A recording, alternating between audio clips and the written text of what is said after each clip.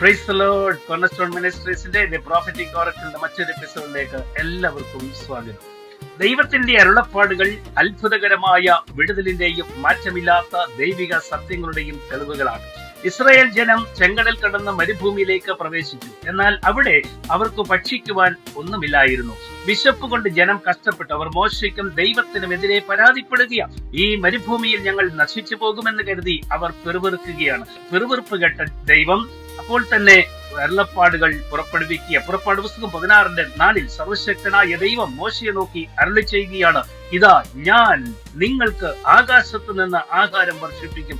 ജനം പുറപ്പെട്ട് ദിവസേനയുള്ളത് അന്നന്ന് ശേഖരിച്ചു കൊള്ളണം. കൂടാതെ പുറപ്പാട് 16:12 അടുത്ത അരുളപ്പാട് വരിക, സന്ധ്യാസമയത്ത് നിങ്ങൾ മാംസം ഭക്ഷിക്കും, രാവിലെ ആഹാരം കൊണ്ട് തൃപ്തരാകും.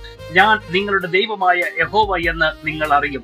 ഇത് വെറും ഒരു വാക്കല്ല, നിശ്ചയമായും സംഭവിക്കാൻ പോകുന്ന ചരിത്ര സത്യമാണ്. ഈ പ്രവചനം എത്ര അത്ഭുതകരമായി നിവർത്തിച്ചുവെന്ന് വേദപുസ്തകം വ്യക്തമായി നമുക്ക് കാണിച്ചു തരുന്നുണ്ട്. പിറ്റേന്ന് സന്ധ്യയായപ്പോൾ ഒരു വലിയ കൂട്ടം കാടപ്പക്ഷികൾ വന്ന് പാളയത്തിൽ നിറഞ്ഞു. ജനം അത്ഭുതപ്പെട്ടു. രാവിലെ അവർ പാളയത്തിൽ നോക്കുമ്പോൾ പാളയത്തിന് ചുറ്റും മഞ്ഞ് വീണതുപോലെ ഒരു പദാർത്ഥം കണ്ടു. ഓടിച്ചെന്നവർ ശേഖരിച്ചത് ഭക്ഷിച്ചു നോക്കിയപ്പോൾ മധുരമുള്ള അപ്പമായിരുന്നു.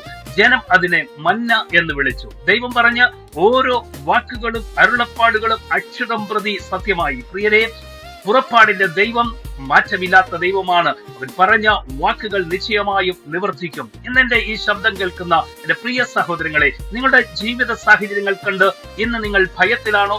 ഓരോ ദിവസവും തള്ളി നീക്കുവാൻ നിങ്ങൾ ഭാരപ്പെടുകയാണോ?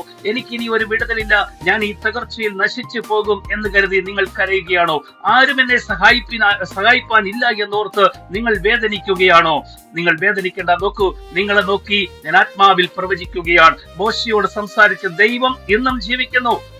അവൻ നിന്നെ അനാഥനായി വിടുകയില്ല.